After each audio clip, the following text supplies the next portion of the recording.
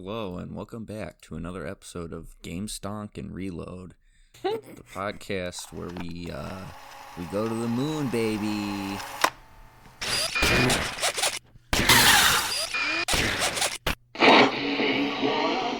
Join Pikachu Ash in the game. The Mandalorian is great in the new series, and let's check out what's new in the world of pop culture with your hosts John, Tim, and Quentin, and a podcast we call Rewind and Reload.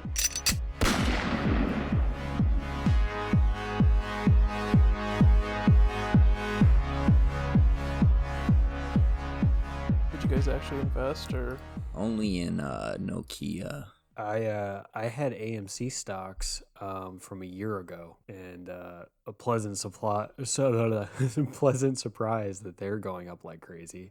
so I didn't get it on the bandwagon, but I almost got in on Dogecoin. But the day that I started looking at it, it was when it started dipping. It's going back up. It went back up, yeah, because I invested 2 days ago, and I've been making some money off of it. Just you boys wait. The markets are closed on the weekends, so the day this comes out, it could be going back up. Let's hope. I know someone who put $50 in on Dogecoin like a week ago before it started spiking really heavily, when there were still just like rumblings about it. And at one point, when it peaked at the highest, he was standing to make $350, and then he was like, "I'll hold on," and then the very next day, he cashed out for $35. Oh, God. One of the guys that I work with, one of his friends put $1,000 in and Jesus pulled Christ. out and got $2,300 out of it. So Now, worked out pretty well. you gotta hold, dude. It's about sending a message. Just yada, yada, yada. You gotta hold the line. Hold the line. When I do stocks, like I kind of think of it as like, well, I'm gonna invest this money and act like I'm throwing it away. Like I'm not gonna see it again. Like that's how I have to mentally do it. And then it helps gambling, me. I mean. Yeah, exactly. Like it's like going to the casino and be like, well, I'm taking in $100 and I'm not gonna walk out with $100. Like this is for fun. Mm-hmm. And that just helps me kind of, I don't know, keep it in there. Be like, oh, I'll just keep it in there another day, Yeah. or whatever. Because if it tanks, it tanks. Whatever. It's not like I can go like negative. I'm just gonna hit zero eventually, if anything. Nah, dude, they'll reverse short sell you. I'll be the rich people that they're taking advantage of. Yeah, dude. I mean, besides stonks, how was everybody's week? I've been replaying Spider-Man 2018 because the DLC went on sale, and I always said that when I could get the DLC for $10, I'd play the game again. So here we are. I did not buy the $40 Miles Morales DLC though, because you can't convince me. Can't convince me that's a full game. Well, it's not. It's like a reskin. Yep. But I keep wanting to play it again, but I'm like, well, as soon as I get the Miles pack, then I'll play it because I've played all the expansions.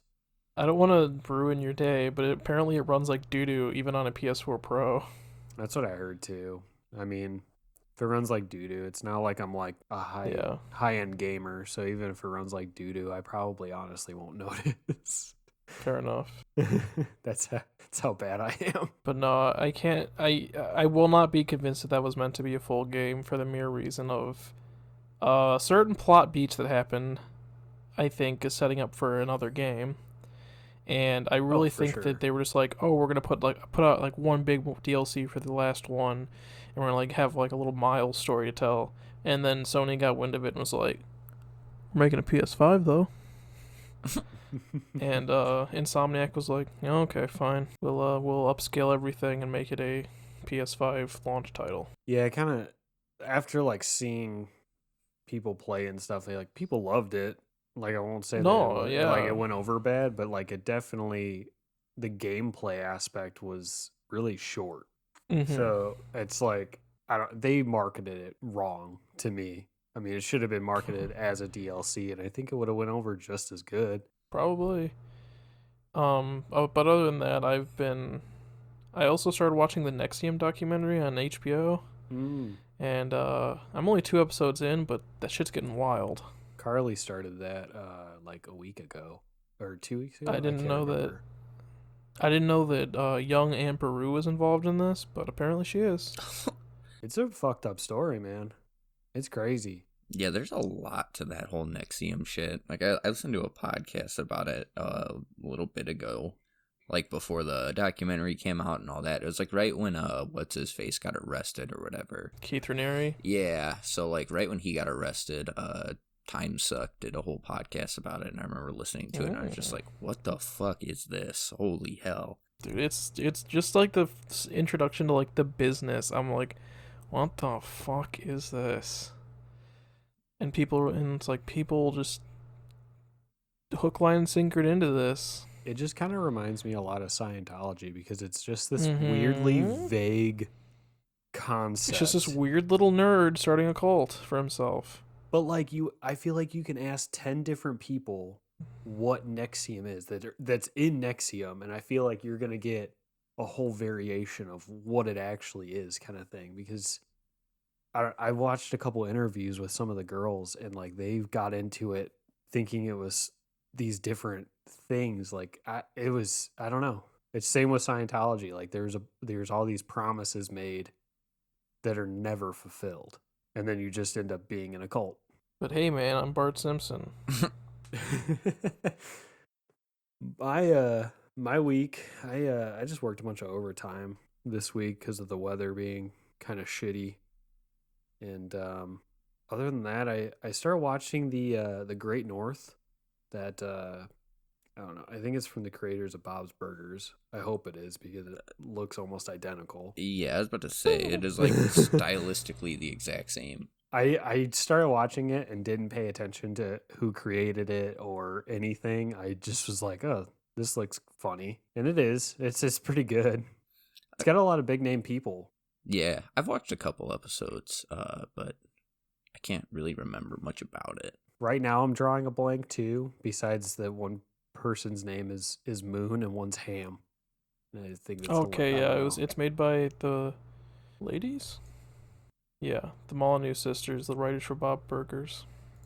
Gotcha. Other than that, I got a little sneak peek on the art that we commissioned for the YouTube channel. So hopefully we get the final prints here pretty soon. Nice. Especially, I know she was snowed in this weekend, so I'm sure she was like catching up on shit. So Perfect time to we'll draw. see. Yeah, I hope so. It looked pretty good. So we'll hopefully start having these episodes come out on YouTube too until we get, webcams and shit, because I don't know. Can't get webcams right now because all the decent ones are all fucking sold out. I think the Logitechs are back. I might have fudged my speculation that I told you about. I looked the other day, and the one that I was gonna buy, it was supposed to be in January, and it got pushed to February. Like they came in back. stock. Yeah, mine came back in like January 14th, and then I got it, and then I guess they're out again. Because we're going to buy the same one, I think. Yeah. So. It was like I waited like 2 days on, and God. it was like out again. I don't know. I'll have to look again. Maybe it changed because I feel like Thanks, Amazon COVID. changes constantly. But whatever. I'll probably just use my phone if you guys end up having webcams, because I have an app on my phone that does it, and it streams in like 1080p, so I can't really complain too much about doing that. I just can't text on my phone while we do these anymore. Yeah, that was why I just nutted up and bought one, because you suggested the same thing for me, and I was like, ooh, I don't think that's gonna work. Yeah. Yeah. So, but whatever. But yeah, that was my week. Not too crazy. I hit King of Games and Yu-Gi-Oh. That's You said you weren't going to. What happened? I went way too hard in the paint and ended up doing it. That's your I life. haven't even played that much, to be fair, since I got into it, so... Yeah, see, I have a problem. It's called... I don't know what the problem's called. I just have one. I feel like when you just put your mind to something, you go balls deep. Like when you wanted to start skateboarding, like in middle school, like you went fucking balls deep and are like really good now. Yeah. Same with Yu-Gi-Oh. I just get a little hyper fixated on things. Which I can't throw stones because I do the same thing. Like, you can ask Carly. Like, if I start digging something too much, like, that's my life just starts revolving around it. It's bad. Yeah. It's an obsession thing. Other than that, though, I watched all of WandaVision. I don't know if you guys have watched that yet. No, Nope. I need to. I'm not gonna pay Disney. Oh yeah, that's right. Keep not pulling the trigger to buy Disney Plus. I need to just. Shit. I need to go do that after we're done. Pretty How much is good. it monthly? I think like $8, $7. I don't remember. Maybe I'll just do it now, just live, right? I don't know right if you now. have Hulu, but I know there's that like whole deal where you can get like fucking D plus Hulu and something else. An ESPN Plus, but the only thing about ESPN Plus is that if It's you sports. you can't get local games. So like if Why? I want to watch the Blackhawks because I like the Blackhawks a lot, you can't fucking see them. You have to have cable because they have a contract with cable. Oh. So like you have to get, that like the stations that they broadcast on instead. It's stupid. Like if I liked a team in Canada, your money, it's fine, but you don't like Just use your Canadian VPN. team. Yeah, that's true. Carly likes the Maple Leaves. I guess that's. Oh, I do have a VPN. Maybe that's a workaround. There I you think go. so, right? That Because I'm might- assuming that it. might Oh be. wait, it might track it by your account information if you put a zip code in. Oh yeah. Mm, Well, maybe I'll try it out because I mean, I think that is yeah, the Disney case because Disney we Plus had a. is. Oh, sorry. Oh, it's all good. I was just gonna say Disney Plus is $6.99 a month, and then Hulu's like $4.99. So like it's still gonna be around the same price ish. It's like $12.99 for all three of them. I don't know. We'll see what happens. Fair enough. But I need to catch up on The Mandalorian too because I Yeah, haven't same. watched- I still haven't watched that actually. But whatever. That's besides the point. I know things. Yeah. That's pretty much my whole week, though. You guys want to get into the news? Yeah. Let's get right into the news. Yeah, I can That's- jump in on that. that's all if you, guys John. want. Okay, so let's hit movies first. So Jamie Alexander is on the set of Thor: Love and Thunder. That's who plays Lady Sif, if you guys didn't know. Or she's also in Blind Spot, which is like a really good series. I think it's on Hulu, where that chick has like all these tattoos that mean something. I don't know if you guys remember No. that. It was a while, like it came out a while ago, but I don't know. She's a good actress. And then, so this, I actually found this out from Carly the other day because I wanted to watch a movie. Oh, it was the man, Oh, yeah. the man named Uncle. Is that the movie? Mhm. Yeah. So Army Hammer is in this, and supposedly he's a cannibal now, or always has been. I don't know I if think it he's was a just like a- cannibal, but he has like a cannibal fetish. Yeah, Yeah. so he asked one of his ex-girlfriends. She came out and said this that he wanted her to remove her like bottom two ribs because you can surgically do that without any large issues. Yeah, that's how you get to suck your own cock. Yeah, Marilyn Manson did it. Allegedly. Yeah, so allegedly. And so that he could like cook and eat them.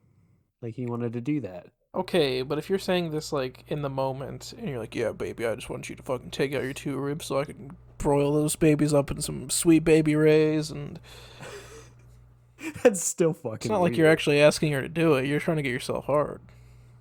I don't know. I don't know the whole story. It sounded like he was like getting her set up.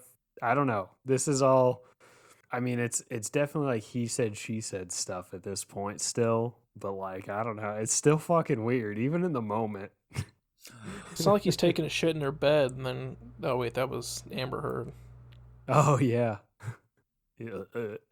But also, I mean, I guess his wife came out.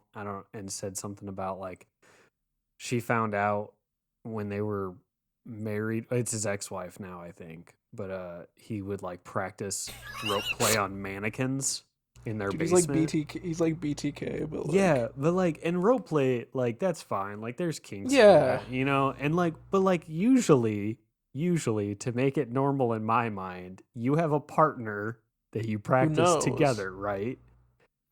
What yeah, if he you're just not just down in your fuck basement by yourself, tying up your mannequins and stroking Yeah. their faces and like, oh yeah, he just wanted to That's get really weird. good as a surprise? yeah. No. That's mean- kind of worse. No, I'd be like, how did you get so fucking good at tying ropes? What are you doing, bro? I'm just a resource officer. But yeah, I don't know. That was odd. On a Actually- lighter note, No, real quick. I just remembered. I guess we could put this as movie news. The filmmaker Werner Herzog did an interview with a skateboard magazine, and it is one of the greatest fucking interviews ever. In the interview, he talks shit about David Blaine, and also like says, the magician. yeah. Basically, he says that like David Blaine does all of his stuff for fame, but I can't do a Werner Herzog voice because it's hard. But it makes it even better if you hear it in his accent. He says, I can't do a Yeah. German old man accent. he either. says like the skateboard dudes just do it for the love of skateboarding, and he also said Yeah. if he were ever to direct a skate film, he would set it to was it Russian Orthodox church music, because Yeah. watching the skate videos reminds him of a sacred space. It's kind of like some of those guys, you can just see their like concentration. Like even when you skateboard, like you can tell the concentration in their mind. So like it's definitely like kind of a meditative state. So I could kind of see where he's coming from. with Didn't that old man statement. Tony just do a 720 again? Yeah. Yeah. Tony Hawk still got it, dude. Dude, he needs to cool down because he's gonna do a 720 one day and not hit it. He's gonna be a degree off, and we won't have Tony anymore. He's gonna 720 into the grave. It's probably how he wants to go out. He's gonna acid drop straight into his vault. If he doesn't do a sick 900 into his grave, I'm gonna be really pissed off. They like Weekend at Bernie's body onto a Oh my skateboard and God. like Yes.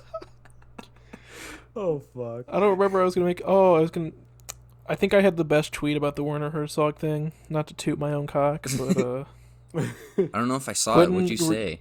Oh, no, you it did. was a reply to yeah, you. Yeah. Quentin tweeted the interview thing, and I was like, and I remember the interview where Werner Herzog was like, I saw Baby Yoda in the art that went into like making this pure little creature, and I cried on set. And then I was like, imagine if he saw Baby Yoda doing a sweet kickflip. Oh, that was clean. That is another actual just- quote he from just him weeps. from that interview. Oh my god. What the It fuck? cracked me up so bad the first time. It was cracking me. Not like my own joke, just the like concept of Werner Herzog, this like legendary German director, just doing a fucking interview about skating is so funny to me.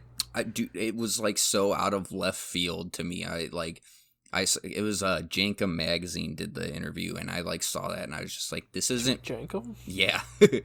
But I was like, this isn't real. And then I watched it. I was like, this is real. What the fuck? Did they name their magazine after that fake drug? I don't know. Jankum's been around for, like, the magazine itself has been around for a good while. So I'm not Okay. entirely sure where the name came from. But I just remember the old, I guess it was 4chan meme, where it's like, you huff poo poop? pee pee into a bottle and then leave out in the sun and you get Jankum? Yeah. I don't think that's like a fake thing. I think people actually do that. I think you're right, but I don't want to think about people huffing poo gas. Huffing poo gas. It's a thing, so you gotta accept it, Tim. I mean, people do some wild shit to get high, so sure. No fucking shit. On a different note, Like that to guy kinda rein us who, back in. like that guy. Sorry Okay. to just one little quick little segue. I just want to say, just like that guy who injected himself with psilocybin. That was God, cool. Yeah. I don't know if I saw that. Yeah. It didn't started work growing in well his for him. bloodstream, Oh. and I think he almost died. Yeah, no, he was had to, like, he was in the Probably hospital should for weeks. have. They had to they had to completely remove all of his blood from his body and put new shit in, I think. Oh god, like a full I transfusion. think so. It was like a fucking Fuck. wild story. I heard that's like really painful. I'm sure it is. But Do we want to talk about how Monkey have Storm Breaker, whatever the X from Thor is called? Oh yeah, Stormbreaker. Yeah. So the trailer for Godzilla vs Kong is out. It's the fucking worst trailer I've ever seen in a long time. It looks cinematically like I feel like they just took all the really good cinematic shots of the fights and put them in a trailer, which is exactly. Which is like, oh, okay, like I'm pumped for them to fight, but is this all there is to it? Like, is this did you just show us everything? Exactly. Can you imagine how cool it would have been just to see Godzilla with a big axe and like not have seen that in the trailer first? Or not Godzilla, King Kong. Yeah, like I don't understand why they showed us that. Like that should have definitely been a movie thing, not put in the trailer. Like it just made me more confused than anything. Fucking stupid. I hate Legendary and their stupid ass trailer. I think it's Legendary who makes that movie. I'm not 100% sure, but like on a little side note, go out and watch the trailer and come back to us with how you like it or don't like it. I'm indifferent. It got me excited for the movie, but it's also given me a lot of doubt towards the movie. I don't know if you'd agree with that. Same, yes. Did you know that this movie is distributed by Warner Brothers everywhere but Japan, where Toho still has the distribution rights? Really? For everything Godzilla. Cool. Good for them. But yeah, no, it's produced by fucking Legendary, which make the fucking worst trailers on earth. They just give too much out. Also, the shitty teaser trailers that were literally 3 seconds long. I don't know if you saw those. I don't know. I didn't see them, but I don't know. A lot of people were like, "Oh, Mecha Godzilla is gonna end up being it. It's gonna be like a Batman." Don't kid yourself. It's gonna be like, yeah, but like, if he's not, they're like it's. Sorry. No, I was gonna say it's gonna be like a Batman v Superman situation, which it's like, oh god, yay. Is their mom's name's Martha? Like how's that gonna end? Well, they're gonna be like, well, we're gonna just be kings of a different kingdom. Stupid. I guess I don't. But no, if Mecha King Ghidorah isn't in the movie, it's gonna be the post-credit sting because that's what the last post-credit sting was leading up to. So I feel like it's gonna be Mecha King Ghidorah, but everyone's gonna be like, oh, it's Mecha Godzilla, like. Just because they don't know. It's like there's a distinct difference between the two, mainly being the extra Godzilla, heads. but... Yeah, no, there's a huge difference. But I feel like I feel like a lot of people that have just gotten into the Godzilla and Kong series, like the monster universe, Kaiju, the Kaiju universe, have not taken the time to go back. I just want a Final Wars remix. If you never played Godzilla Destroy All Monsters Melee, then don't talk to me, okay? That was one of the best games. That's so I actually good. bought a used copy maybe 5 years ago for the GameCube and brought it over to my parents' house, and yeah, me and my dad got fucking down with that. Dude, do you still have it? I think it's at my parents' house, yeah. I might go to your parents' house sometime. I own a just stop in. Like, yo, Tom. I own a DVD collection of the Gamera movies, so I think me and you watched them once when we were younger. We watched. You had a box set. No, I think you did. I don't know. It was either you or one of our friends. I had the Godzilla box set. I think we watched those. With the first. Because I got the Gamera ones recently when I was 18. I got them for Christmas from a friend. Yeah, I forgot that. Yeah, it was because I remember watching it. What is it? The first one where they're showing some scientists a fish tank, but you can't see anything because it's in black and white, and you can't. The fish tank just looks like fucking white. You can't see anything in it. No, yeah, there's that, and I think it's the first real Gamera movie. The old Toho campy charm is so good because there's this scene where I don't remember what's supposed to be happening. I think it's supposed to be aliens or something, but it's just you can see the fish line because it's been upscaled for DVD quality. And it's oh. Okay, so I'm going to run through the rest of this so that we can get to today's topic, because I feel like I keep sidelining us with some of this because there is some pretty decent talkable news this week, actually. But so side note, Guillermo del Toro, they asked if he would be in to make a third Pacific Rim. He said no, but he did say that he is hopeful to see a crossover with the Monster Universe. Hopefully, Love them to not. so that would be interesting. I love Pacific Rim, but I think it would ruin it. Pacific Rim 2 was doo-doo. I didn't like that one. Yeah, no, it was. The first one was I haven't mint. watched Pretty good. either of them. Watch the first one. Don't worry about the second one. Okay. They like force the story on you. It's bad. Mm-hmm. So TV, the Batman star, I'm gonna butcher his last name. It's like Kurigo. He's been cast as Tim Drake in season 3 of Titans. He plays like in the Batman. He plays like one of the henchmen or something. I don't know. Like, I guess it movie was The big news. Batman? I never heard of him in the Robert Pattinson Batman. oh, you mean the movie that's not out yet? It won't be out till like this fall. Yep. So he'll probably end up being in Titans before he's in Batman. I wonder if Everyone's he's gonna be the- really confused. I wonder if he's the thug that gets his just violently face fucked up. He's in that scene. Oh, okay. If you watch the trailer, he's one of the guys in the background, but he's not that thug. So I'm gonna be real with you. I watched the first episode of Titans, and I went, "This show ain't for me," and I moved on. It's a slow burn. It's not. I don't really like it until like Donna Troy shows up, like Wonder Woman's sidekick. I thought you were gonna say Deanna Troy from Star Trek: The Next Generation. I would have been down for that. Savannah Welch has been cast as Batgirl in season 3, and there's a rumor that the Joker will appear in this season. I wonder if it would be the kid from Gotham. The one of probably arguably just as bad of a Joker as Yes. as Jared Leto. Who is going to be Morbius? Yeah, which like he kind of looks good in Morbius. I just hope Jared Leto's I don't a want to good talk actor. about him. Like, Can we not talk about Jared Leto, please? okay, we don't have to. Okay, Just the thought moving of him on. makes me mad. Is it because of Okay. the sex cult? Yes. Okay, well, yeah. Okay, so Elizabeth Olsen is now #1 most popular celebrity on IMDb. She's the most searched since WandaVision has come out. The Demon Slayer series is out on Netflix now. If you haven't started might it, actually have watch not. it now. I keep meaning to.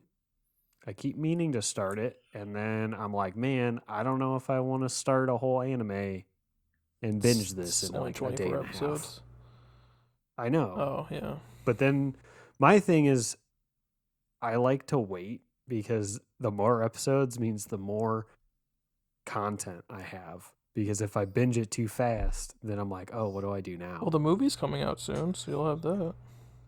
No, that's true. Maybe I'll wait for the movie to come out and then do all of it. Well, it's not all of Um, it. There's going to be more after the movie. No, The manga I know. is over. I'm just saying I'll start but- it. Yeah. I don't have time to read. I I'm don't not got a time to reader. read 600 chapters of one. Oh, wait, that's me. I did that already. In gaming news, a new Tomb Raider has been announced. It's supposed to follow the original games a lot closer. And for Quentin, EA has announced that a new studio is taken over and is in the works for Skate Time 4. to be a Officially this top time? 1,000 on the leaderboard for that game too, baby. Like I was on Skate 3.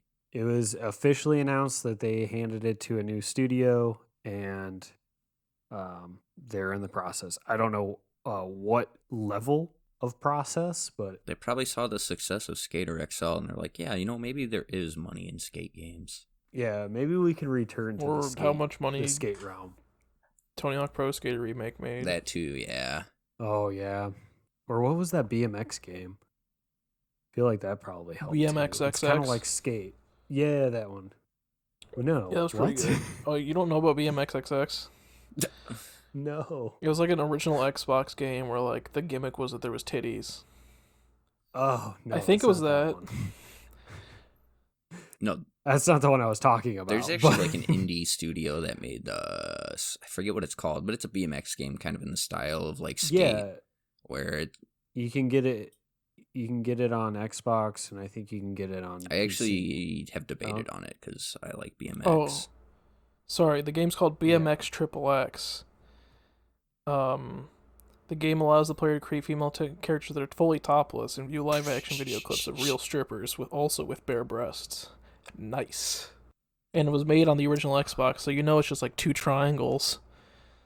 I'm gonna leave the rest of this episode to you guys. I got some stuff to go do. I gotta go find a copy of this game real quick, and I'm gonna go drive to GameStop. Tell them I saved their job and now they owe me this game. You'll be greeted with a valet and golden fountains. Tell the guy that we know who works there to that he owes you his job. Who do we know? We know somebody. His last name is a flower. Oh, I didn't know that. Okay. Yeah. Dude's idea. a manager there, I think. I thought he was at Best Buy. I don't think so. Because he worked there with Alva, didn't he? Not anymore. But anyway. Whatever. Good for him. Be a manager. Now if he owns stocks, man, he's probably fucking rich. Right? What are we talking about today? So today we have probably the most influential band, at least in the metal genre, Black Sabbath. In my opinion, I don't think heavy metal would exist as it does today without this band. Hell no. I don't know. There's a lot of musical genres that kind of have cloudy pasts, but this one you can definitely trace back to 1970 with the release of Black Sabbath's first album, Black Sabbath. Like, that was definitely like the birth of heavy metal. Fun fact, they kind of rejected that term for a while. Ozzy used to just call the genre depression rock. And that's like emo music. Yeah, essentially, yeah, right. I think I thought we were gonna say, and today we call that pop punk. No, pop punk is Predator music, Predator rock. Get it right, okay? So holy shit, you're not wrong. Ooh, hot take. Nah, that's not a hot take. So anyways, Black Sabbath, just to get right into it, was formed in 1968 with the original members, Ozzy Osbourne as the vocalist, guitarist / main songwriter. Probably gonna mispronounce his last name. Tommy Iommi. I don't really know. Bassist Geezer. I thought it was Iommi. I've heard it before in the past, but I mostly just read stuff and I don't listen to interviews, so names are kind of hard for me. Bassist Geezer Butler and drummer Bill Ward. They released their first album in 1970, the self-titled Black Sabbath. They did one of my favorite things that bands do. They had I'm pretty sure the title track, Black Sabbath, so they had the song Black Sabbath on the album Black Sabbath by the band Black Sabbath. Much like the song Bad Company on the album Bad Company by the band Bad Company. Or Minor Threat on the album Minor Threat by Minor Threat. I feel like a lot of like early rock bands did that. They had a habit of doing It's that. my fucking favorite thing. I love when bands do that. It's so stupid. Great. I love it. The story behind the ZZ Top one's particularly good. I don't know. Do you guys know about No. that? Their first album was called ZZ Top's first album, and then like in an interview, the main guy was like, "Yeah, we wanted to give them the impression that we're gonna make a lot more music." Actually, that's pretty good. I like that. That is good. It's like, stay tuned. So like I said, they released the first album in 1970, the birth of heavy metal. In the same year, they delivered the timeless album known as Paranoid, which in my opinion is one of the easiest albums you can give a perfect 10 out of 10 rating to. There's not a single bad song on it, and I'm actually just going to rant about it a little bit later, just because I think it's such a good fucking album. Probably one of my favorite albums in existence. Oh, the first track's is War Pigs the first track? Yeah. That's my favorite Black Sabbath song. War Pigs was actually supposed to be the title track of that album, but then the label convinced them to change it to Paranoid. we'll get more into the album later. We'll talk about that. Funny enough, though, it wasn't until 73's release of Sabbath, Bloody Sabbath, where the band got more acclaim from critics. I feel like with the first two releases, critics really weren't getting the music. And I think that just goes to show you that music critics sometimes aren't really the smartest people when it comes to music. Because, in my opinion, definitely Paranoid and Black Sabbath are better albums. Not to say by any means that Sabbath Bloody Sabbath is a bad album. It's also a really fucking good one. But that's just my opinion. So Ozzy was then kicked out of the band on April 27th, 1979, which is crazy because my birthday's April 27th, and I'm always trying to find things that happened on my birthday, and that's the only cool thing I can think of. But basically, he had a lot of issues with substance abuse. He will be the first to admit that. Tony was the one who actually ended up delivering the news to him. That basically told him he was pissed, coked up loser, and a waste of time for everyone involved. The last album Ozzy was on was the Never Say Die album, and I guess Ozzy had to repeatedly re-record his parts over and over again because he was just a drunken mess throughout the recording process. And I want to say this is a little bit after it was a tour in Colorado where Ozzy went on a 3-day coke bender, fell asleep in the wrong hotel room, and slept for 24 hours straight, and missed a show entirely, like, just slept through the show because he was in the wrong fucking room, so, like, people were trying to call him. They could not get a hold of him. Bro, I thought he was fucking dead. Oh, probably, dude. I guess, yeah, like, they said, like, people were just, like, looking for him every fucking where, and then he just kind of, like, woke up and was probably just like, or whatever the fuck Ozzy talks like. I can't really... Yes, Ozzy.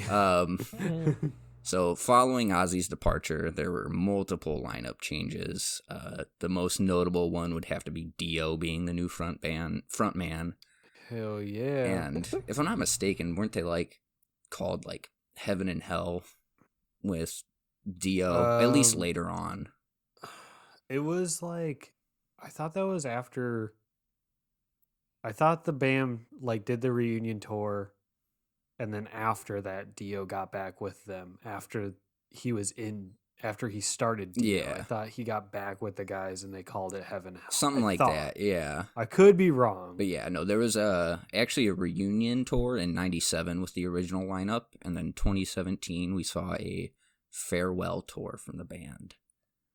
And I think me and John actually talked about this a while ago, last time we saw each other in person, but I will definitely say Ozzy Sabbath, way better than Ozzy Solo, but Dio Solo is way better than Dio Sabbath. Oh, hands down. Like, Dio... You don't get such classics as Rainbow in the Dark. Dude, Rainbow in the Dark's a fucking... No, I'm not saying it's not a banger. That song's a fucking banger. It's such a... Like, some of the Dio songs, like, are just... They're so goofy. Like, Holy Diver. Like, they're fucking banger. And you're like, there's no way that you're like, oh, fuck, turn this off. Like, it's all like, oh, yeah, let's rock out. But they're so goofy when you listen to them, especially the Rainbow in the Dark. Yeah. But Dio, actually, a side note real quick, Dio's actually the one that made the whole, like the rock, like with your the hands, horns. like the symbol. He made that, like, pretty notable because his grandma used to do it because he's Italian, and his grandma used to walk through town doing that because that symbol actually is supposed to ward off evil spirits. Isn't that like love in American Sign Language too, or something like that? If you stick your thumb out, it's love. If you do the Spider-Man symbol but you face it towards the person, it's love. I wanted to learn sign language for a little bit. I mean, without Dio, we wouldn't have Jack Black the way he is. So Right? Oh yeah, wouldn't have Jables, man. Jables. Anyways, continue, please continue. That's really all I have pretty much on like the band itself. This was going to be more of like a Ozzy era Sabbath, but it kind of turned into let's just talk about Paranoid because it's such a good fucking album. I feel like you kind of almost have to do that though, because when people think of Sabbath, Yeah. most of the songs people will like name will be off of Paranoid. Yeah, I'd agree with that for sure. Like for the most part, like for me, like one of my favorite like Sabbath songs is Bark at the Moon because it's just goofy and it's fun to sing to. But like, and that's obviously not on this album, but like for the most part in the mainstream of people, they're going to name Paranoid, War Pigs. I mean, War Pigs, what, Iron Man? Yeah. I feel like Definitely. I mean, Iron Man's definitely going to be one of them that's they're going to name. no shit. so. Even though it's Yeah, actually, I feel like Quinn's going to talk about that song, so I'll let him do it. I can talk about that for sure. So basically, yeah. The opening track on the album is War Pigs, which was, like we said earlier, actually supposed to be the album title, but then the record execs were like, no, let's not do that. So they changed it to Paranoid, but War Pigs was originally called Walpurgis. Walpurgis. So they changed the name to War Pigs because the label thought the title sounded too satanic. But Walpurgis it kind of is. Isn't he a saint? The saint of Saint Walpurga? I've always heard it referred to as Walpurgis Night, which is apparently like a big Wiccan, I think. Oh, okay. Oh, yeah. It's basically yeah. What I've heard it called Christmas for Christmas for Satanists. Yeah, because it's called Walpurgis Nacht. Yeah, he's a saint as well. Yeah, he fought off the whooping cough. Is that true? Is that why he's a saint? Something like that. It's like whooping cough. It's so easy to be a saint. Oh, saint! Back in the apparently, day. saint. It was a woman. Oh! It was Saint Walpurga. She fought off whooping cough. Yeah. So badass. Where is it? What is she? Wait, hold For on. what? She was I'm trying to figure out. okay. Was hailed by Christians of Germany. She battled pest, rabies, whooping cough, as well as against witchcraft. So actually, I feel like it's anti-witchcraft. Well, I feel like the Walpurgis Nacht can't be. But that's just. I'm kind of like reading it right now. Or maybe like, it just as we're became. talking Maybe it about just became like a Black Sacrament thing later, as like a fuck you. I don't know. I know this because It's reasons. a Christian feast day. Anton LaVey probably just no. made it into some weird thing for Satanists. Yeah. LaVey's a wacky dude who did some wacky things. Yeah. He had his whole... Actually, fun fact about him, like, he was basically just like a trust fund kid. Like, his parents just paid for all of his life, essentially. Yeah. That's besides the point. So some members of the band will say that War Pigs is an anti-war song, which I feel like that's pretty obvious. But Ozzy has said in the past that it's not. He said that they didn't know anything about Vietnam at the time. But later on in the album with Hand of Doom, it's a song literally about a Vietnam vet. So, what the fuck? So Ozzy was just high during the whole recording. Probably. But no, he that's he weird. has come back and said at other times that he says it is an anti-war song. So who knows? But I definitely would say it's anti-war. Yeah, it's very clearly, I would say anti-war, but that's just me. And this is Ozzy saying, going back and forth. Yeah, on this? even though But he's not the one that writes the songs. Exactly. Yeah. Tony So, like, was the how one who can did they all be of the like, songwriting. So, like, how can I mean, I guess, you know, it is a collaborative effort. I'm sure it wasn't just Tony by himself writing everything, but still, like, But they should ask the right person. yeah, exactly. Or ask them together, you know. I mean, with such lyrics as, like, you know, politicians hide themselves away, they only started the war, why should we go out to fight? What else would you be referencing if not war? Stonks. Stonks. That's like, it's like saying System of a Down isn't a political band. They aren't. They're just weird. They're just weird. Oh, okay. Yeah, but now the drummer is like a far right dude who says that his comic book isn't being bought because of McCarthyism, modern day McCarthyism, because he has far right views. I'm like, shut up. Isn't never mind. Yeah, Never mind. it makes literally no sense like what he's saying, but you know, whatever. That's what drugs do to a brain. I don't know. Maybe he's done drugs. I don't really know what System of a Down's relationship with drugs are. I can definitely tell you Black Sabbath did a lot of drugs, but Oh yeah, I feel like if you're in a band, most likely you're gonna do some kind of drugs at some point. Unless you're Dave Grohl. Black Sabbath has one of the best songs about weed ever, dude. Sweet Leaf. From Sabbath Bloody Sabbath? Yeah, that's the album it was on. It's literally just a song about how the first time Ozzy smoked weed and how he fell in love with it. Yeah, So it's 'cause kind of like the that only song good from drug. it's kind of like the song from Curse of the Black Hodag. Oh my god, I forgot about that. There's a really low quality. Okay, if anyone wants to know what I'm talking about, A, go listen to our review of that movie, and B, there's a really, really low quality video on YouTube called "The Marijuana Song." If you type that in, you'll find the whole like 6-minute part of that movie where it's just a guy singing about weed cut over a bunch, like 3 people getting killed. So it's not like one of them's like, or 2 of them are like hunters, and one of them's that one chick that's literally, she shows up, shows her boobs, and dies, right? yes, Yes. it's that topless it's that camper who part. just like is Yeah, there to be topless and then is dead within a minute of being the dumbest introduced. thing.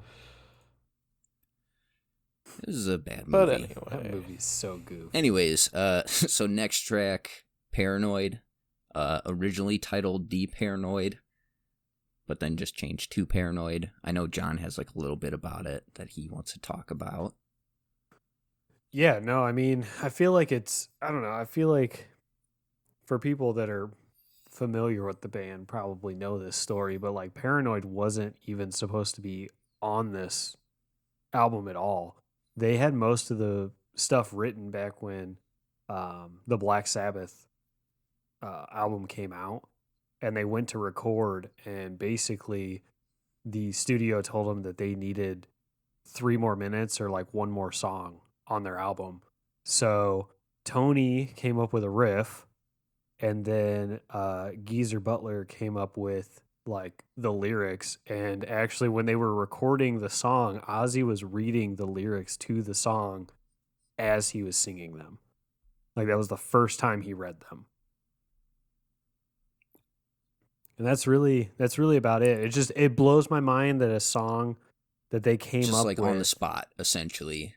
yeah, like literally, it was like, hey, you need 1 more song. Like, give us a song. And it became probably one of their most notable songs ever. There's a little bit of infamy to it too. You know the part, it's like towards the end of verse 3 where Ozzy says, "I tell you to enjoy life." Originally people misheard it as "I tell you to end your life." So Ooh. that helped the song get a little bit of infamy, I feel like. Fun fact too, Paranoid is one of like 3 songs that I know how to play on guitar. because I don't know how to play guitar. Is it one of the songs that has like one riff that just repeats through the whole song?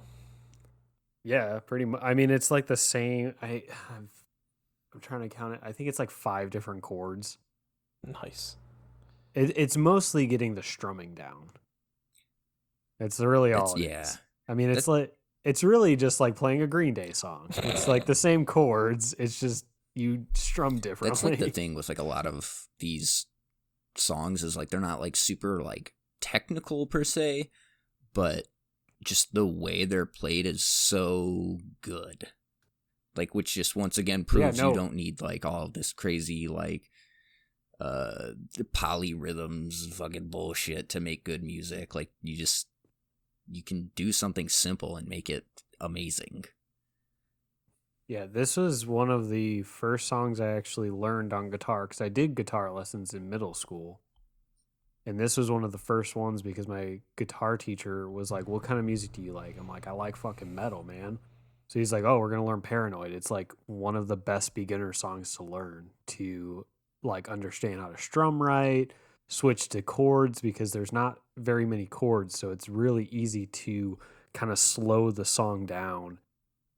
But you can still, because like when I learned it, I was playing it obviously a lot slower than they play it, but it still sounds like Paranoid no matter what. So you know you're doing the right chords.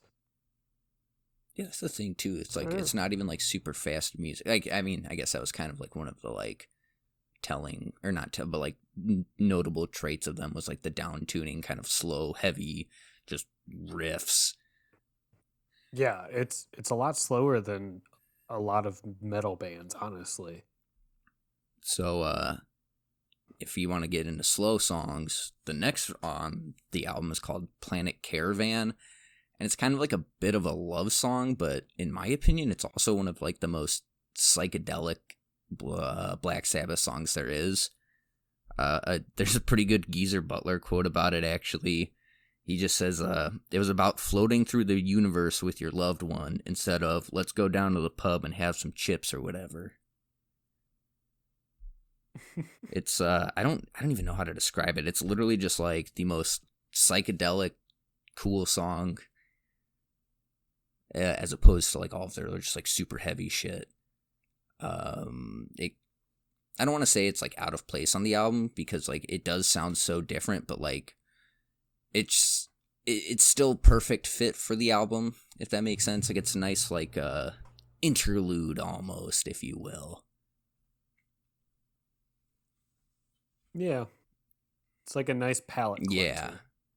And then after that you get straight into motherfucking Iron Man, which as a child I totally assumed was about the superhero, but it's not. It's not about Iron Man at all.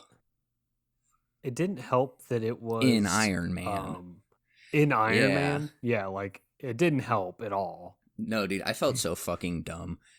Cause I was just like listening to the lyrics one day, and I was like, wait a second, this isn't about the superhero. It's actually about a man who goes to the future, and then sees a vision of the apocalypse, and then goes back in time. But when going back in time, he gets turned to steel by a magnetic field, and then gets shunned by society, and then gets mad and causes the apocalypse that he was trying to stop. If you don't listen to it very closely, like certain lyrics definitely could lead you to believe that it is about the superhero. But if you listen to it any more than an average listener, yeah, it's like, no, this has nothing to do with Tony Stark. Tony Stark. You think this movie? Oh wait, when did this song come out? It's 1970. Yeah. You think this inspired the 1989 classic Tetsuo the Iron Man? I can only hope so. The Japanese movie about a guy who's got a metal Body horror fetish. film. He's got yeah, and then he slowly starts becoming metal. At one point, I think his cock becomes metal. All of him does, doesn't it? Yeah. At some point, it's a fucked up movie. Fun fact: if you've ever talked into a metal rotating fan, you did what Ozzy did to get the I Am Iron Man from the beginning of the song. That was... Did they do any effects after that? Nope, it was just him solely talking that? into a fan. Dude, I love old, like... Recording tricks. I say old. Yeah, like old recording tricks this like album, they used to do for shit like this that. This album literally celebrated its 50th anniversary last year, so I'd call that kind of old. Yeah, fair enough, yeah. Which that fucking blows my goddamn mind, dude. This album is 50 years old, and we're still sitting here being like, duh, it's so good. Yeah. It also blows my mind that Ozzy is alive. Alive. Yep. Not to say that, like, what is he? Probably like in his 70s, I'm assuming. I have his Wikipedia page, 72. Yeah. So, like, obviously people live into their fucking late 80s, early 90s now. Yeah, but those people probably didn't do the amount of coke he did. So I was going to say, like, the amount of drugs and pure, like, chaos that man lived. Mm-hmm. He shouldn't have made it past... He shouldn't have made it, like, into the 2000s. And he's still kicking. He actually just released another fucking album last year, too. Yeah. And he's on, like, a road trip show with his son now.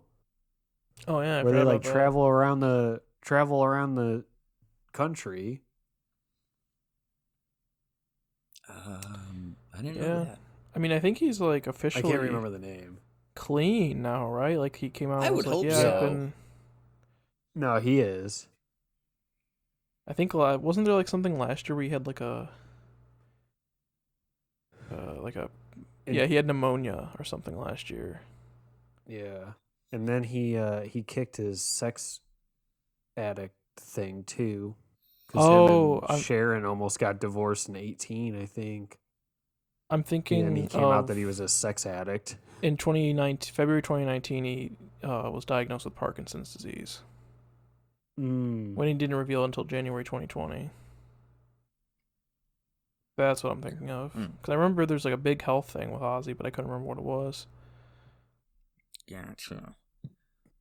Next song on the album is another song definitely about fucking war. So, like, once again, going back to War Pigs, to Ozzy say it's not an anti-war song is a little, in my opinion. But Electric Funeral is about... the impending atomic war. This album came out at the height of the Cold War. It was actually right after England stopped compulsory military service. So there was like a lot of worry amongst people in the band that like they would reinstate that and like they'd have to go fucking ship out and fight war. Go fight for the Queen. Yes. It's... I mean, this is after the dissolution of the Empire, right? So... I don't remember when that happened, to be honest with you. Never? I don't know. There's like... I don't know. I mean, all of the fucking lyrics in every song are really good, but there's I like, in verse 2, it's they talk about, like, robot minds of robot slaves lead them to atomic graves. Basically, they're talking about how, like, the people that are dropping the bombs aren't doing it, like, from their own accord. They're just mindlessly killing people because, like, they're slaves to the people. The military-industrial complex, man. Yeah, dude. So after that comes my personal favorite Black Sabbath song of all time, Hand of Doom. It's a 7-minute long song about a Vietnam vet who gets back from war and becomes addicted to intravenous drugs such as heroin, and then eventually in the song overdoses and dies. This is a Jacob's ladder. Do you know? But not the piercing. No, I don't. You know the movie Jacob's Ladder? No. So I think Jacob's Ladder's I think it's an allegory. I think he actually dies in Vietnam at the end of the movie. Never mind. So it's a movie. Tim Robbins comes home from Vietnam and is like having all these like flashbacks and weird visions and shit. And then it turns out that it's his last dying fever dream as he's dying in Vietnam. Oh, yeah, I saw like a review on that. Interesting. I haven't watched it. I yet. watched. I think I watch it. watched it. Yeah, I did.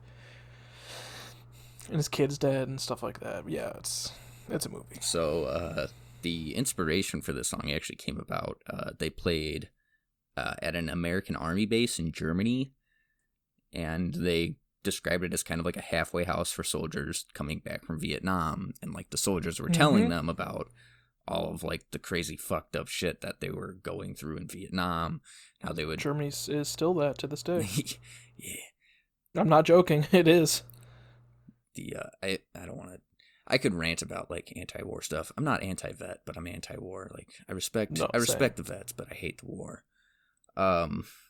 So basically, yeah, like the veterans were telling them like all the crazy shit that like they were going through, and like how it turned a lot of them into drugs. And they're in Asia, so there's access to opioids and all that stuff. So the access to heroin over there would be pretty easy because poppies. Some of that black tar heroin. Black tar. But I feel like this song is probably, I don't know, one of the best songs ever, in my opinion. It's a very powerful song that like really kind of shows you like the horrors of not war but life after it. And I feel like the Vietnam War is like glossed over when people talk about it. Like in America, sure. Yeah, in America. Like, because we don't want to be like we lost. Yeah, exactly. Yeah. But one of my old bosses like was in the Marines during Vietnam, and like he was telling me like cuz he never went to Vietnam. Like he just sent troops out and he like saw them when they came back, and he like told me about some of the shit that the guys would talk about and say and like how fucked up they were. And it's just like no one ever talks about that.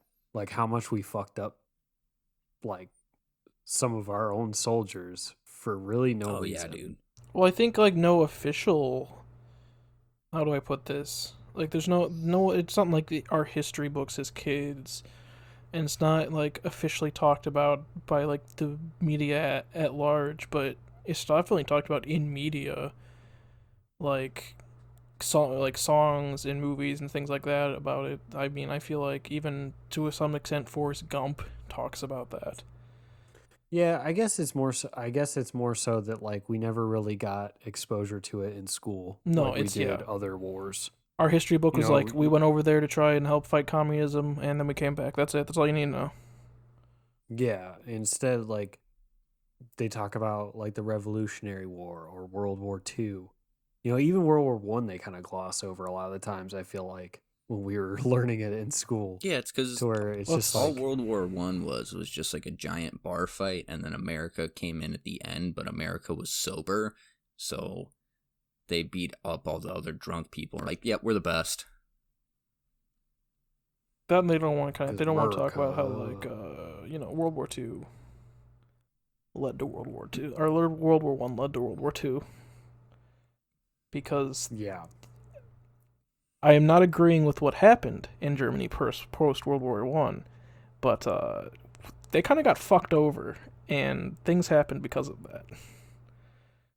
They definitely laid a blank canvas for somebody to come in and really fuck it up, and they sure did. Sure happened. They did not leave it better than what they got there. Yep. So after we have the anti-heroin song, we get into Rat Salad, which this is just a like instrumental. That's a pro-heroin song. They love drugs now. Just right after the first. So one. that was just like a instrumental, really fucking good drum work there. I feel like anybody. I mean, John, you like to play the drums. I definitely recommend just studying that song because it's fucking insane. The way that came about was literally just like before they had like a real discography to play at live shows. They would do a lot of just like random like drum solos and guitar solos and stuff. So they just kind of threw it onto the album because like I guess why not? I wish more Apparently, bands would do that. oh, fun fact.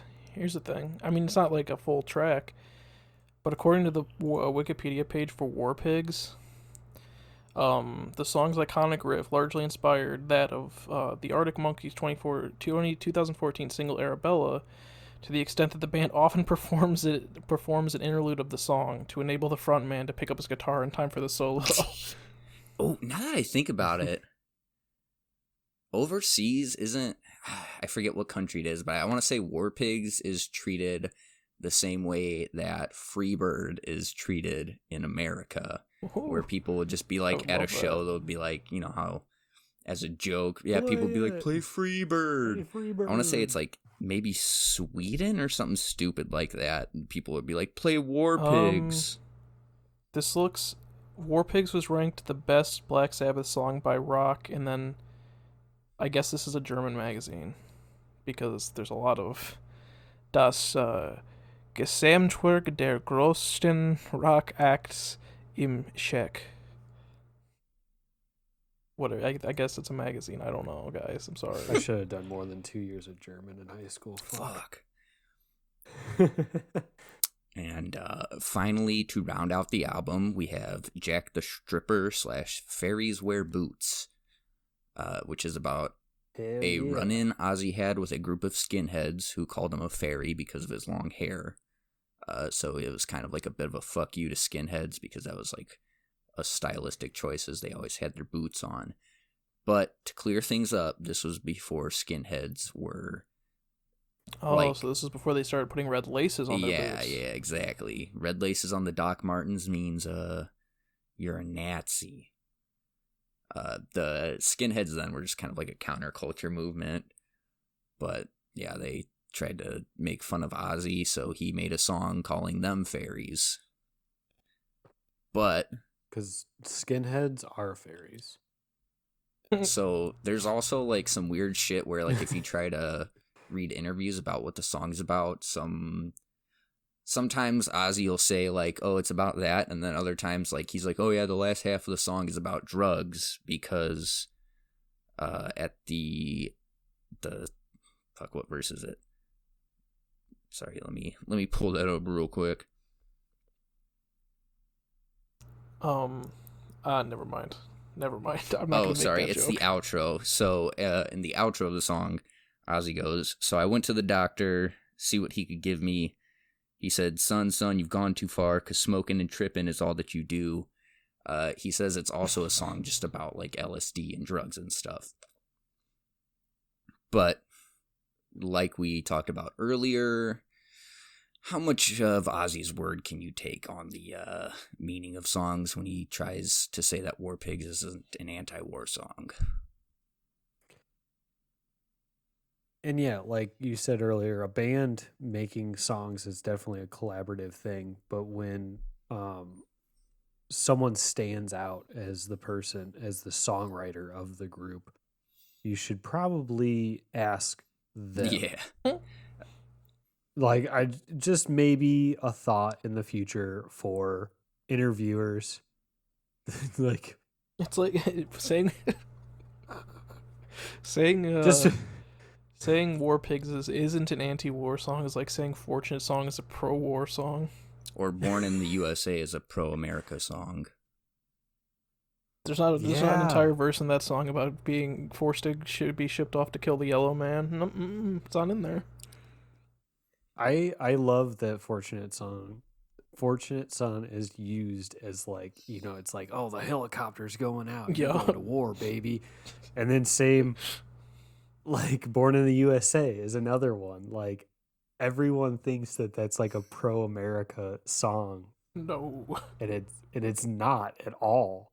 I mean, yeah, you read the title and you'd be like, oh yeah, this is a song for America, but it's definitely not at all. Or that Woody Guthrie's This Land Is Our Land is another like pro-capitalism song, when Woody Guthrie fucking hated fascists and was a devout communist. And then that gets used all the time in like modern media as like a very like heartwarming America song. Well, it's like they use that song to be like, "Hey, natives of this land, it's all our lands. We didn't rape and pillage and cause you to die because of some stupid diseases we had in our country and Like, no, not Woody here." Guthrie literally fucking hated, like, didn't hate America, but he hated, like, the system and all that shit. So it's like, maybe you guys should think about the songs before you just, like, assume that they're like this or that. That's just my opinion. It's not like Woody Guthrie literally had a thing on his guitar that said, "This machine kills fascists." Oh, that was him. Yeah. I've seen that as a reference. Yeah. In things. That's all of Woody Guthrie. He's another really interesting music history figure that I don't know if you guys are into folk music, but he's definitely somebody that I would recommend going down a rabbit hole on. All right. I might, because folk music is definitely something that's like, I don't go out of my way usually, but it's definitely if something when it comes on, it's like, oh, I dig this. Woody Guthrie fucking slaps. I recommend it. The same friend of mine who like I rant and rave with about Black Sabbath, who is in like a sludge metal band, doom metal, which is definitely you can attribute that to Sabbath, is very into Woody Guthrie. So I recommend him. I know who you're talking about, and his music taste is very varied, and I love it. Yes, actually, yeah, we'll plug his band too, Liquid Signal.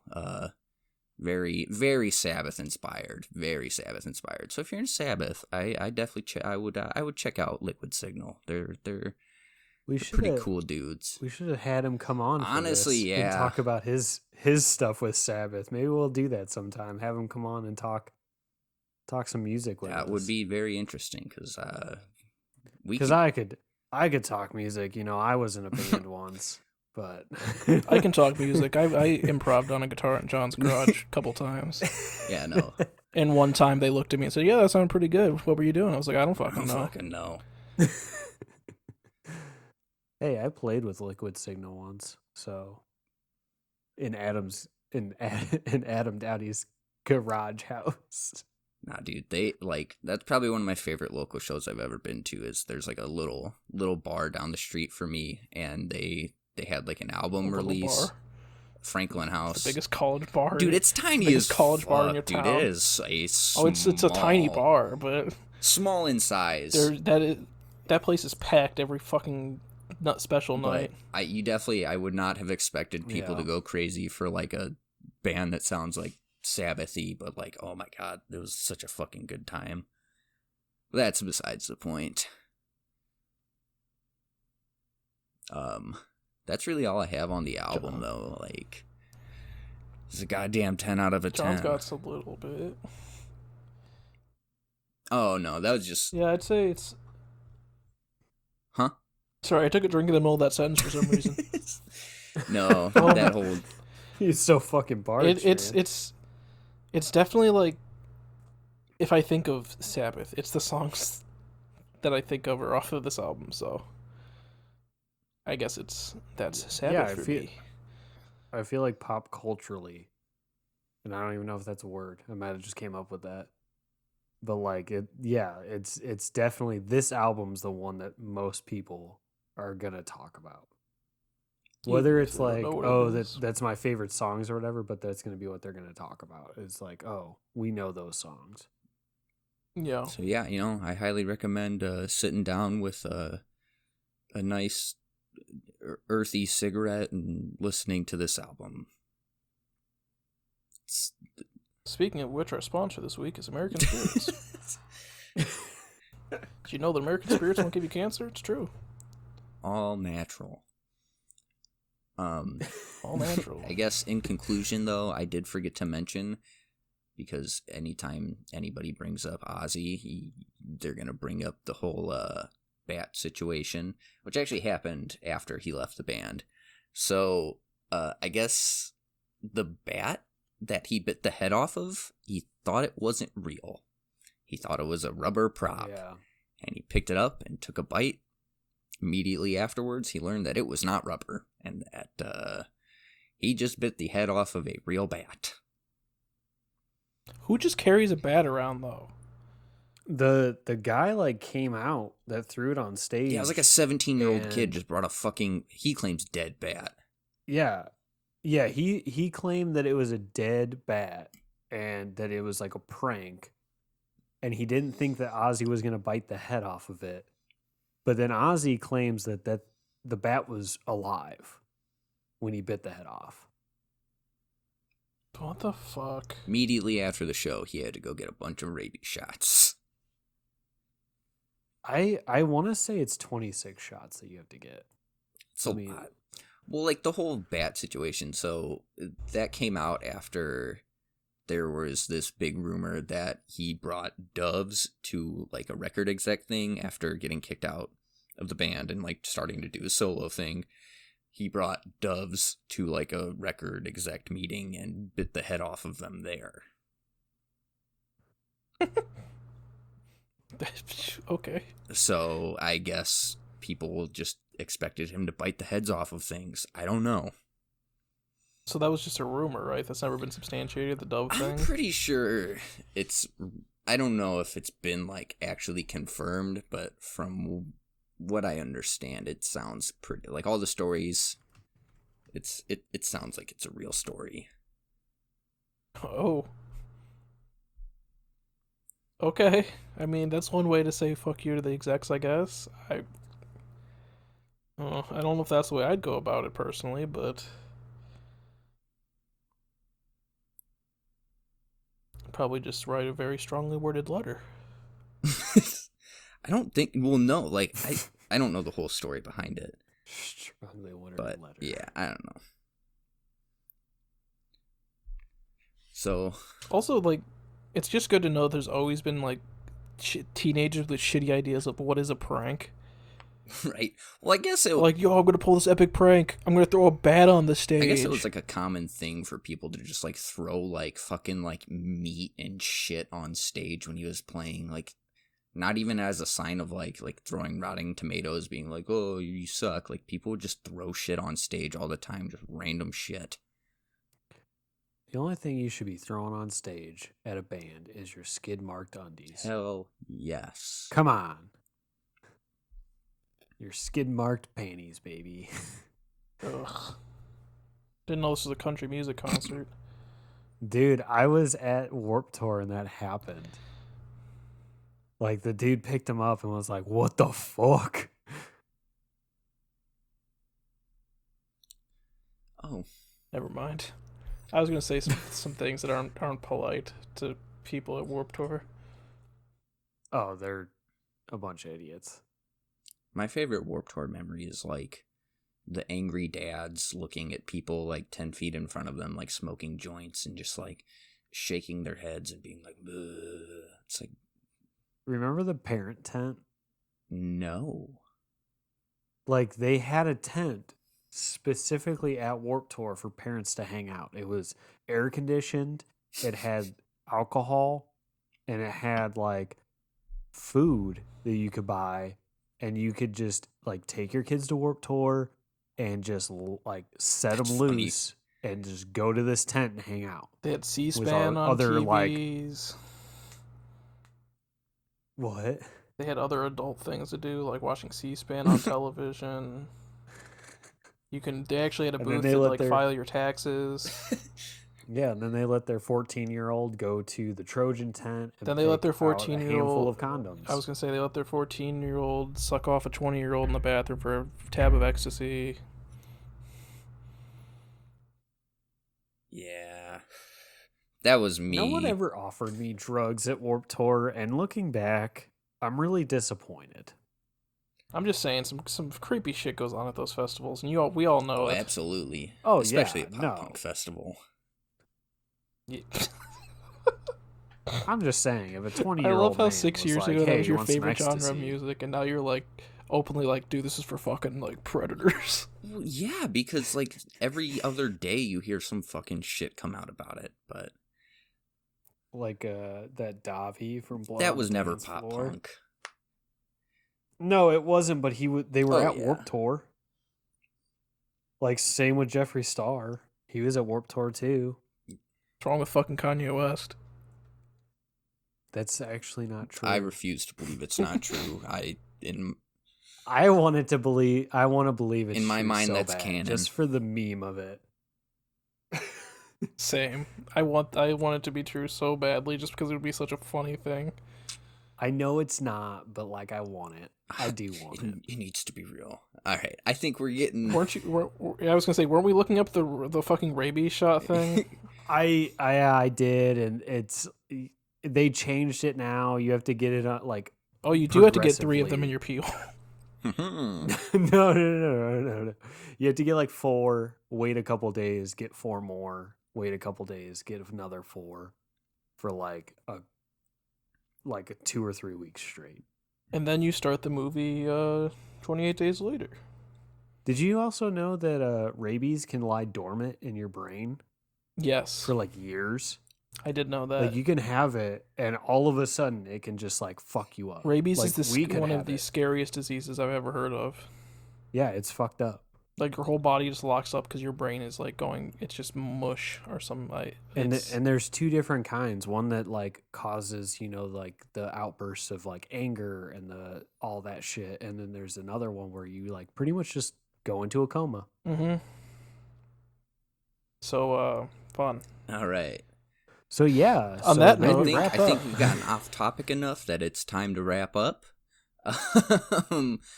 So you can find me on Twitter at Gondola Driver. Like I always say, I just post a bunch of leftist bullshit.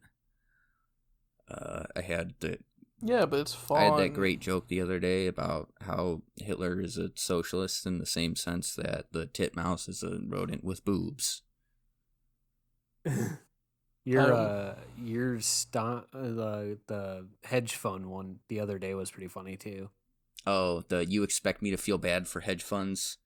Yeah, that was a just good like, one yeah, too. from the Occupy Wall Street protests where it's just like all these fucking Wall Street bigwigs like looking down from their ivory towers, just like laughing with like drinking champagne and shit. And it's like, you can't touch us. Man, I watch Wolf of Wall Street. I think those guys are pretty fucking cool. Pretty cool. If they're not on the balcony snorting fucking coke out of an asshole, they're not cool. Do you not remember when like that movie came out and people in our high school were like, "This guy's the coolest fucking guy ever, dude." Hey man. Oh yeah, and I was like, wait a minute. Like, don't get me wrong. Some of the scenes are like, whoa, would be kind of fun. But it's like not like getting high on a yacht and just like, yeah, that'd be pretty cool. Hey man, but hedge funds didn't leverage Puerto Rico's debt to privatize its utilities and absolutely cripple its local government so that we could just make jokes about the stock market, okay? Right, we worked hard. We worked hard for our money. All right, we don't you can find me. We don't let fuckheads like Jacob Wool just in because he has rich parents. Oh wait. We do that. Yeah. On that note, fuck hedge funds. John? You can find me on Instagram. I recently changed my tag. It's John Mergs, to hopefully kind of relate a little bit more to the YouTube channel. I'm going to start here. I got some videos recorded. I just got to edit them up. That's it. You can find me on Letterboxd at Timmy C. I haven't written a review since a little bit. Let me vamp here. My other things are Hot Pink Waffles on pretty much every other social media platform. And I'm trying to find what the last review I wrote was. Kill Chain, 2019. I watched, oh my God, Paul Bunyan, is so fucked. It was on Tubi. It was like this cursed film.